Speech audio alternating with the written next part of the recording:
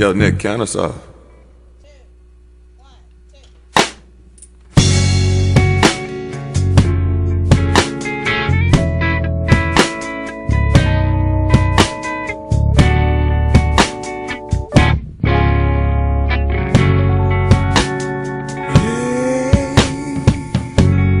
I fell in love with you the very first day we met. Never holding back on love is never living with regret. You've developed skills not only as a singer but an amazing guitarist. Talk to us a little bit about that. I love the instrument. I've been playing the guitar. I started when I was around 21, 22. I had always been a singer, but it was a bit of a difficult or a quandary to try and figure out what it is I wanted to play and why, and then what I wanted to sing, and what would people be paying me money to hear me perform.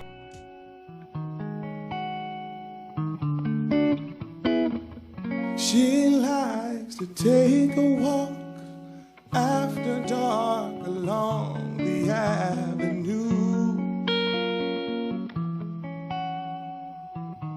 It's my hand she I also had a chance to see you do it big at the Brandy concert. You had the full band out.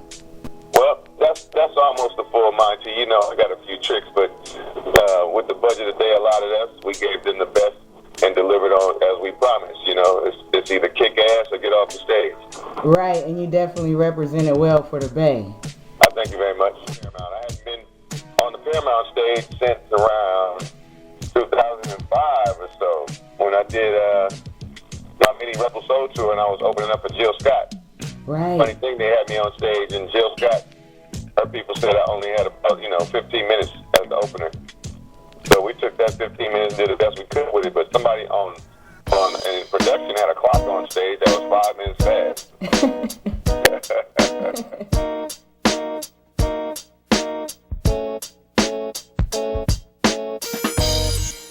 I sent this out to you because I care about you, baby.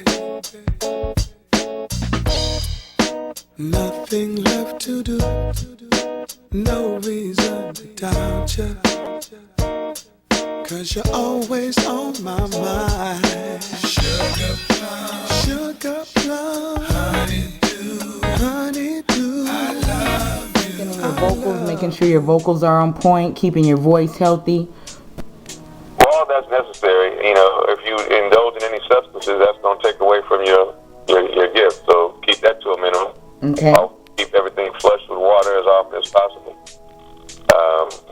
There are exercises and regimens that singers should go through to keep their voice in tip-top shape. I'm not the best example because I just don't do it. Okay. And my voice doesn't suffer because of it, but it could be a little stronger, a little clearer, a little better.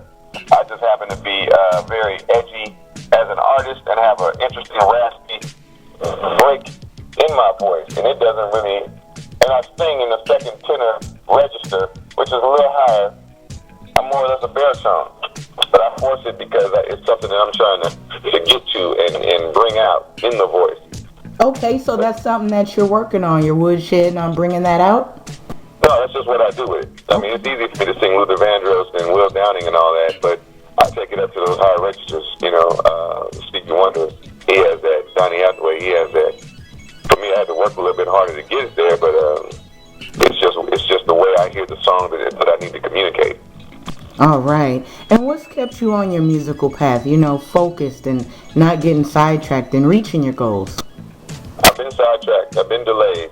I've been caught up. I've been depressed. I've been drug addicted. I've been alcohol induced. I've been overweight. I've been killing time trying to find other things to do because music is not paying me enough to stay in it and stay focused, not getting booked. I've been through all of those ups and downs, but ultimately, I'm not about to go out. I still have, God has given me the strength, has given me the ability to recondition, to re-examine, to course correct. So I don't take that course correction lightly. I take it to heart. And so when I get a chance to share and talk to some children or perform in a classroom or get invited to open up on stage at Brand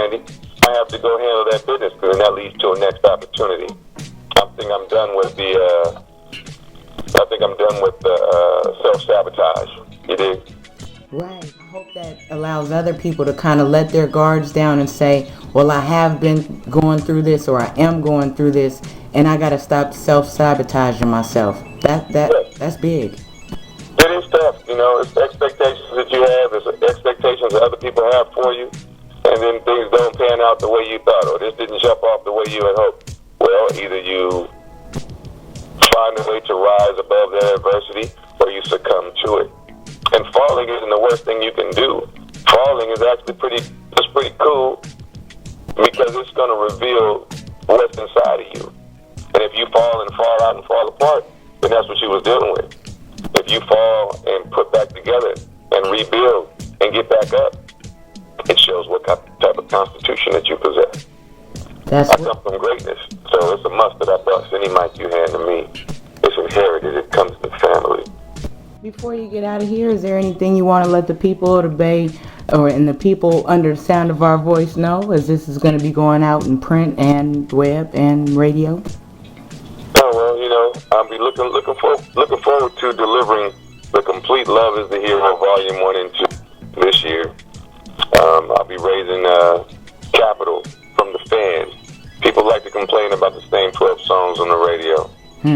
People like to say that there aren't any real musicians or real music being produced or real songs being sung or real singers out there on the platform doing their thing.